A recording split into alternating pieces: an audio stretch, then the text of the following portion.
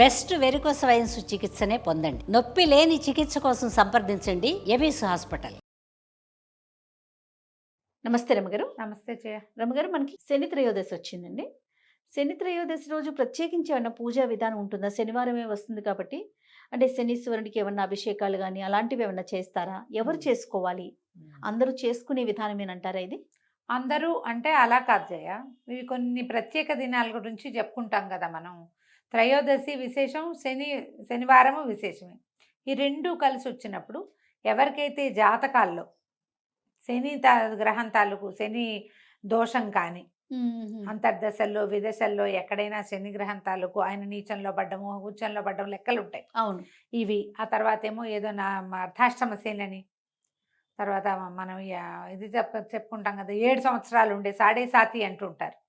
అలాంటి శని దశలు ఉన్నప్పుడు వీళ్ళు ఖచ్చితంగా ఈ రోజున గనక ఏదైనా చేసుకుంటే, శని మామూలుగా శని అనగానే ఏంటంటే అదేమిటో బ్యాడ్ వర్డ్ కాదు, మెల్లిగా వెళ్ళేది అని అర్థం. స్లోగా వెళ్తుంది. శని దశలు, శని గ్రహము మిగిలిన అన్ని గ్రహాల కంటే నిదానమైన నడక గలవాడు. ఓకే. రోజులు గడవు శనితోటి, అది ప్రాబ్లం అనమాట.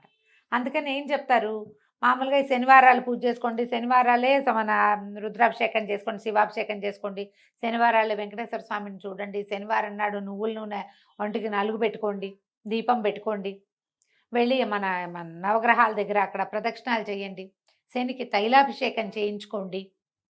ఇవన్నీ ఎలా జరుగుతాయి జయ? ఇప్పుడు నువ్వు నేను మాట్లాడుకుంటే కాదు కదా, మన జాతకాన్ని ఎవరికైనా చూపించి దాన్ని చదివించుకుంటే, జాతక పఠనం జరిగినప్పుడు బాబు నీకు ఈ పరిస్థితి ఉంది, మీరు ఇట్లా శనివారాలు చేసుకోవాలి అని ఎవరికైతే చెప్పబడి ఉంటుందో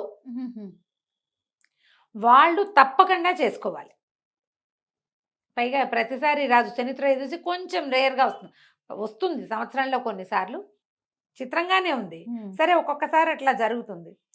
శనికి ఏదైనా సమస్యలు ఉన్నవాళ్ళు జాతకపరంగా ఒక్క మాట చూపించుకుని ఉన్నది, అలాంటి సమస్య ఏదైనా ఉంది అంటే కనుక విశేషమైన కాలంగా తిని చెప్తారు. ఓకే.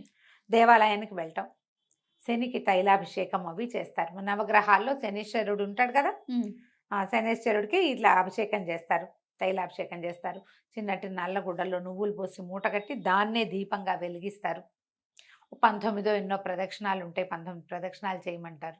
ఇవన్నీ లెక్క పెట్టుకుని 17, 19 లెక్కలు ఉంటాయి. ఈ లెక్క ప్రకారం ఈ గ్రహానికి ఇది నీలాంజన సమాభాసం రవిపుత్రం యమాగ్రజం ఛాయామార్తాండ సంభూతం తం నమామి శనైశ్చరం. ఇంతది చిన్న శ్లోకం. ఈ శ్లోకాన్ని చదువుకుంటూ ఈ దేవాలయంలో ప్రదక్షిణ చేసుకోవచ్చు. మేము అభిషేకాలు అవి చేయలేమండి, అంత శక్తి లేదు, సమయం లేదు, కుదరదు, ఆసక్తి లేదు, అంటే అంత పెద్దవి చేయాలని లేదు అన్నవాళ్ళు ఈ ఒక్క శ్లోకం నేర్చుకోండి. శనివారం నాడు ఎక్కువ సార్లు జపిస్తే మంచిది. ఈ శని త్రయోదశి నాడు దారిలో ఆఫీస్కి వెళ్ళే దారిలో, కాలేజీకి వెళ్ళే దారిలో ఉన్న శివాలయంలో తప్పకుండా నవగ్రహ ప్రతిష్టలు కనపడతాయి. నవగ్రహాల చుట్టూతా ప్రదక్షిణ చేసుకోండి ఈ శ్లోకం చదువుకుంటూ.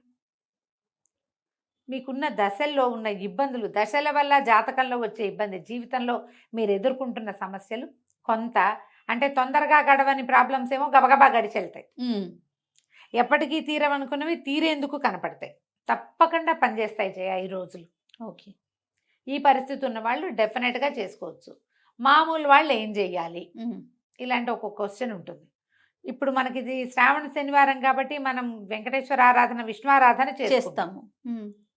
విష్ణువాలయానికి వెళ్ళినా మీకు మంచిదే, శివాలయానికి కూడా వెళ్తే ఇంకా మంచిది, ఇంకా మంచిది. శివాలయానికి వెళ్ళి మనం కూడా ఒక 3 ప్రదక్షిణాలు చేసుకోవచ్చు. మామూలు వాళ్ళు కూడా అందరూ చేయొచ్చు. ఒట్టిగా చేయకూడదు, శని దృష్టి మన మీద పడితే అలా ఉండదు. ఆయన దృష్టి మీద పడితే మనకేమవ్వదు. జాతక రీత్యా వచ్చేవే వస్తాయి తప్పిస్తే ఆయన చూస్తేనో ముట్టుకుంటేనో మనకి ఏదైనా వస్తుందని అనుకోవద్దు. అన్ని గ్రహాలతో పాటు ఆయన కూడా ఒకడు. తనకు అవసరం లేని చోటుకి వెళ్ళడు, తన పని ఉన్న చోటుకే వెళ్తాడు ఆయన. మనకు అలా భయపడద్దు, చేయకూడదు అలా ఏం ఉండదు. అవును, పెద్దవాళ్ళు చాలా మంది చెప్తారు ఆ మాట, అసలు అంత అనుమానం ఏం అక్కర్లేదు. ఈ రోజున ఏం చేయొచ్చు, నువ్వులతోటి చేసిన పదార్థాలు ఏమైనా ఎవరికైనా పెట్టుకోవచ్చు, మనం భక్షించవచ్చు. ఇంట్లో ఏదైనా కాస్త నువ్వుల నూనెతోటి దీపారాధన చేసుకోవటం, ఒంటికి నువ్వుల నూనె నలిచి రాసుకుని అభ్యంగనం చేయొచ్చు. తలకి ఒంటికి రాసుకోవాలి. మేము 100% శనివారం నువ్వుల నూనె రాసుకుంటాను జయ. నేను మానకండా అది ఎప్పటి నుంచో అట్లా అలవాటు అలవాటు. అదే పందా. దీనివల్ల ఏంటంటే కొంత మనకు కూడా ఒంటికి బద్ధకము అవి పోతాయి. ఓకే. స్లోగా నడుస్తున్నది కొంచెం స్పీడప్ అవుతుంది. ఒకవేళ మీకు ఏదైనా మీ పరిస్థితుల దృష్ట్యా అనుమానంగా, భయంగా అలా ఉంటే గనక, ఆందోళనగా ఉంటే ఎవరితోటైనా మీ బర్త్ టైము, ప్లేసు చెప్పి జాతకం చూపించుకోండి. ఉన్నప్పుడు ఇలా 2 ఒకే నెలలో, అది కూడా పవిత్ర శ్రావణ మాసంలో వచ్చినాయి కాబట్టి త్రయోదశులు, మంచి ఫలితం లభించడానికి అవకాశం ఉంది. సమయం ఉంది కాబట్టి ముందే ఈ జాతకం సంగతి పరిష్కరించుకుని ఓకే.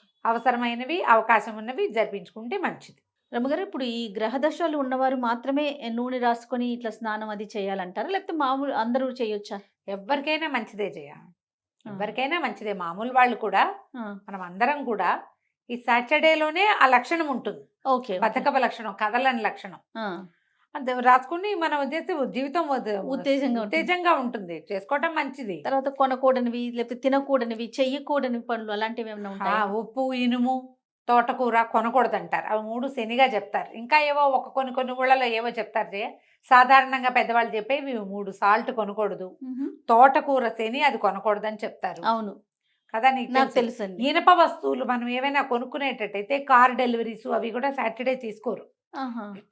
ఐరన్తో చేసిన ఏ వస్తువుని శనివారం నాడు తీసుకోకూడదు. ఇవి చేతికి ఇవ్వకూడదు. నూనె ఒకటి కొనుక్కోకూడదు. ఓకే. ఉప్పు, నూనె, తోటకూర, ఇనుము కొనకూడదు. ఆయిల్స్ శనివారం నాడు కొనకూడదు. పనిమాల మనం సమస్యలు తెచ్చుకున్నట్టు అవుతుందంటారు. దీనివల్ల శని వచ్చేస్తాడని, దూకుతాడని అట్లా కాదు. కానీ సమస్య అది ఆయనకి సంబంధించింది. శని వస్తే కొంచెం అయితే శని వచ్చేటప్పుడు వచ్చాక ఇబ్బంది, కానీ వెళ్ళేటప్పుడు మంచి చేసిపోతాడని చెప్తారు శాస్త్రం.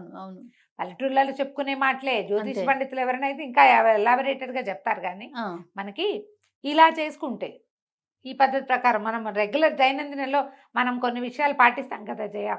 బుధవారము, శనివారమే తలంటి పోసుకోవాలి. ఇది లెక్కే కదా. బుధవారం నాడు పెసలు, గురువారం నాడు శనగలు తినాలి. ఇది కూడా లెక్కే కదా. ఇవన్నీ మనకు తెలుసు. మనం జనరల్గా పాటించే విషయాలు. సోమవారం సహించదు, మంగళవారం మన్నదు చెప్తారు. సోమవారం కనుక ఏదైనా కొత్త బట్టలు కట్టుకున్నాను అనుకో, చిరుగుతాయి అవి. సోమవారం సహించదు, మంగళవారం మన్నదు. మంగళవారం మన్నదంటే ఆ గుడ్డ పాడైపోతుంది. అందుకని మంగళవారాలు వేసుకోకూడదు అంటారు. ఊళ్ళల్లో చెప్పుకునే మాటలే, పెద్దవాళ్ళు ముందు నుంచి చెప్తున్నవే కదా. మనకు కూడా వీటిని పాటించుకుంటే మంచిది. ఈ రోజు నీవి కొనకూడదు అంటే ప్లాన్ చేసుకోండి, మీ ప్లానింగ్ కోసమే. ఎప్పుడైతే వస్తే అది చేసేయకూడదు. ఏదైనా కొనడానికి ఒక ప్లానింగ్ కావాలా ఖచ్చితంగా. దానికి నీకు ఫోకస్ కావాలా, ఓ లిస్ట్ కావాలా, దానికి నువ్వు ఎంత బాగా ఉండాలి, ఆర్గనైజ్డ్గా ఉండాలి.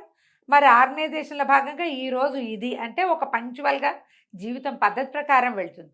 అందుకే ఇవన్నీ ఏర్పరిచారు. వీటిలలో కొన్నైనా వాడుకోండి, కొంతైనా పంక్చువాలిటీ అవి వస్తాయి మనకి. అవునండి.